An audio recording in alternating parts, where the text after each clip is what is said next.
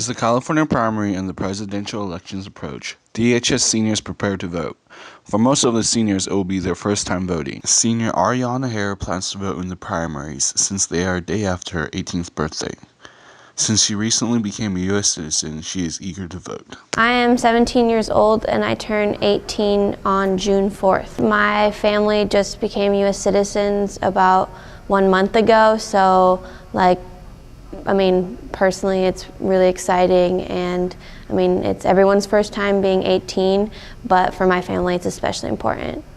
Senior Arnell Rosengano has already turned 18, but hasn't registered to vote yet.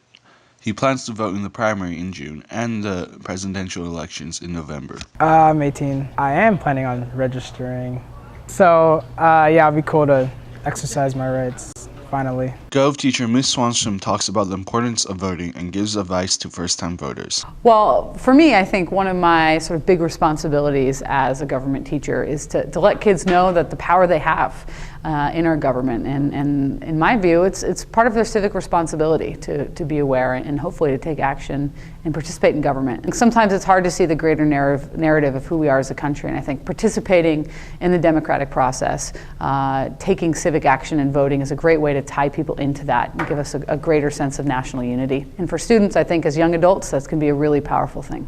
But I think that one of the things I'm tasked with, besides simply teaching these are the main branches of government and this is the responsibilities that they have and this is how a bill becomes a law, is to help kids find their political ideology and find their political identity and figure out what they think government should mean to them and what they think the role of government should be in their lives and the lives of our greater community around us. So in that sense, I do. I think it's part of my responsibility to open that up for students, but at the same time, it's part of my challenge to help students find what they think is the appropriate ideology and political identity for themselves. First-time voters, I would say make sure you read through your sample ballot. Big thing, make sure you get registered first. I think that's one of the things that some people forget, is that you have to be registered in order to vote. And in California, you have to do that several weeks before the election.